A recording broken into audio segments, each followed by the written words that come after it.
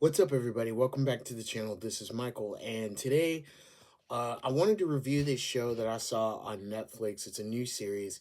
It's only 6 episodes long, but I really did enjoy it. In fact, I watched it like over the weekend. So I figured what I would do is I would kind of tell you about it and give you my thoughts. Now, it's not an anime, it's not, but it's a little change of pace, but it actually is really, really good, and it covers one of my favorite topics, which is kind of Japanese history. So, with that, let's get into it. So, I wanted to talk to you about the 6 episode series known as Last Dating Samurai. It's really, really good. I'm just going to say it like that. And it has a lot to do with Japanese history. Okay. Now, before I get into the whole history part, just a little thing here, it does kind of mix some elements of Squid Game in there, except again, this is Japanese, and instead of many games like Squid Games was, it's really just one big game. But the setup is Squid Game like. Okay, so with that out of the way, let's get started into it. And so we we follow the journey of this former samurai named Saga Jushiro. Okay, and Saga Jushiro was a manslayer during the Boshin War, or if you've seen Rurouni Kenshin, like I know most anime fans have, you'll know that he was a Hirakiri, right? A Hirakiri or a Hirakiri was a manslayer, which is basically like an assassin. Okay, so and really, I forget his manslayer right now, but he was known as a manslayer. But either way, um, the Boshin War has ended, and the samurai class has basically been dissolved. Okay, the Meiji era is in effect, and if those of you who know your Japanese history know that during the Meiji era, samurai swords, the katana was essentially outlawed. You could not carry a sword out in public.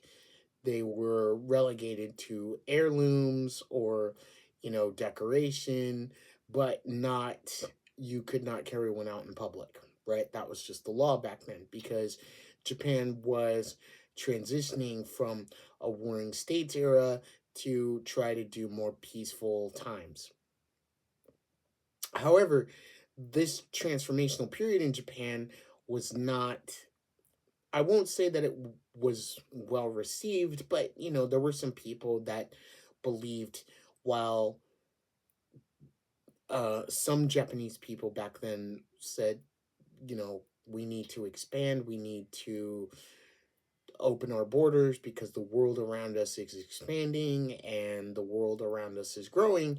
There were some that believed that Japan should stay an isolationist country, and that they should stick to their traditions and everything like that, right? And for those of you that know your Japanese history, you'll know this, right? So to transition from one period to another, it was not easy, not by a long shot. The samurai class that was dissolved, eventually those that fought in wars or those that had land or territories or money basically became vagrants, destitutes, and essentially homeless and everything like that. I mean, it was not a good time. On top of all that, where we join our story, Jushiro and his family are experiencing an epidemic. In fact, this epidemic is hitting everywhere, and it's known as cholera, right? Now, I did do a little bit of research on cholera. It's like a real bad disease, right? It can cause diarrhea, and it can basically make you dehydrated until you lose no strength. If there are any doctors who will watch my channel, feel free to comment in the comments below what cholera or what it really is. Okay, but it was really bad. It was like a plague back then. And when we meet Jushiro in the beginning, because he did fight in the Boshin War. His wife has contracted cholera as well as his young daughter, and he does not have the money to get better medicine to help save his daughter. His daughter eventually dies, succumbing to cholera. His wife is still alive, but barely hanging on, and he's worried about his son, who could catch it as well.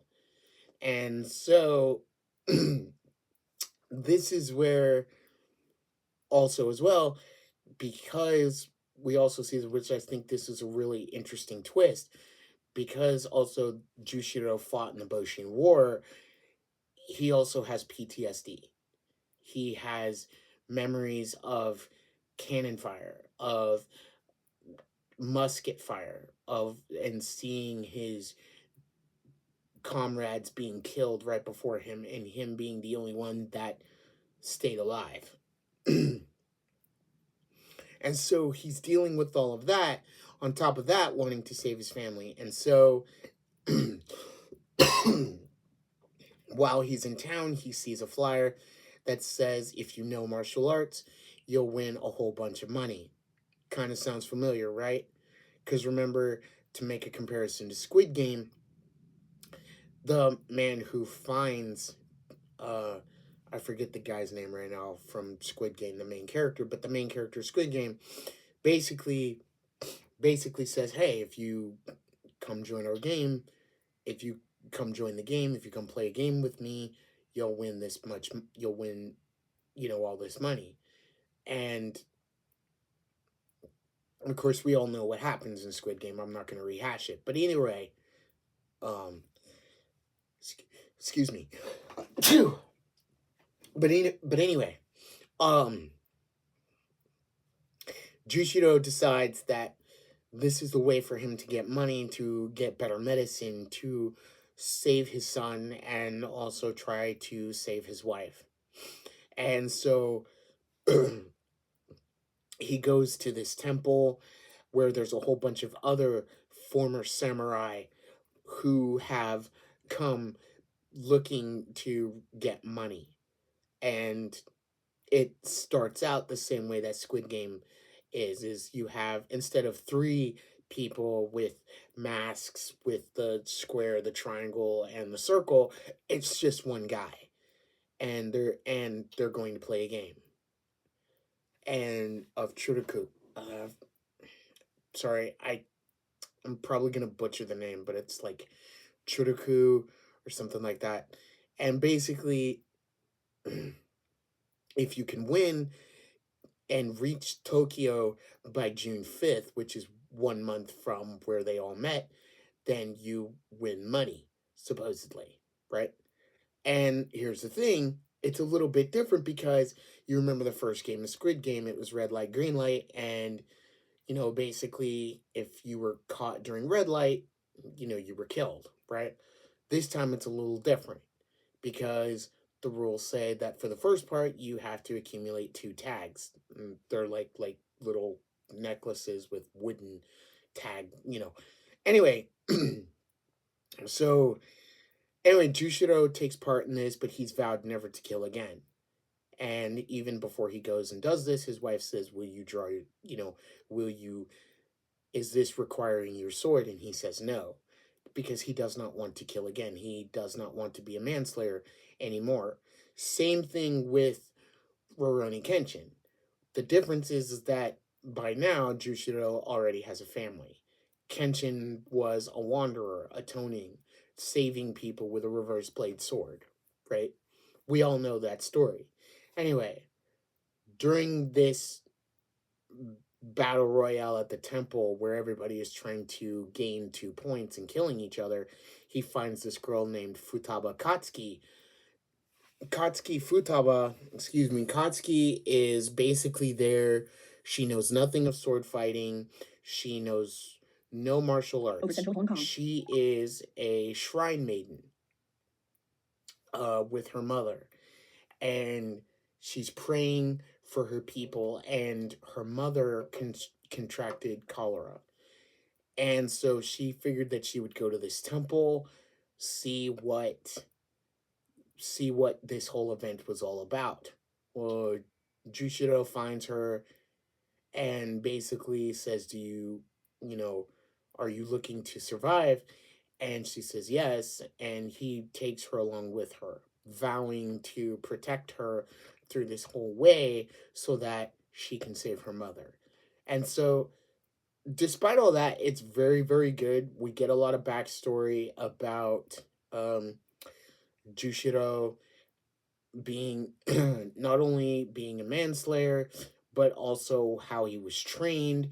We get some backstory on Katsuki Futaba, um, and we also figure out who's doing this. And just like Squid Game, there's a whole bunch of guys that are sitting back, rich guys, I might add, sitting back, gambling, drinking, enjoying all the fun and everything like that. So it's one big giant setup. And the setup is, spoiler alert, because I probably should have said that at the beginning, but hey, if you've seen it, cool. But I'm trying to entice you to go see this, so I really want to talk about it. Is these are high ranking government officials, these are like rich people, okay? These are high ranking officials, but these are rich people, and they're all organized under this one guy who's in the police force. And basically, he wants to wipe out the samurai completely. Like he wants them all gone completely. They've served their, in his mind, they've served their usefulness. There's no need for them. And normally you would say, okay, well then why not let them just be? Why not let them? Well, because for him it's like, no, they're done. Their time is over.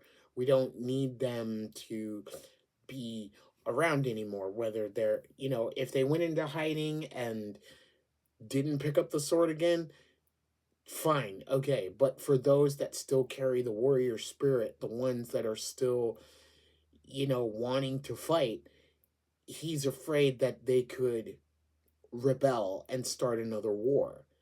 And for him, for this guy, the villain, the main head honcho guy, he's like, they need to be, it's like, no, we need to stop this. We need to, like prevent the samurai from coming back and revolting and stuff like that. But anyway, it's a good, I'm personally hoping for a season 2. I want to see a season 2. I hope we get one. Please, Netflix, give us one, because I'd like to know the backstory of this villain.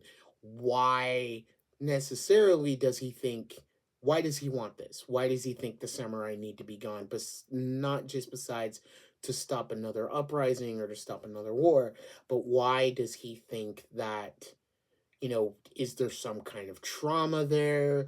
Is there some kind of PTSD? Did a samurai maybe, kill his family or something? I'd like to know more.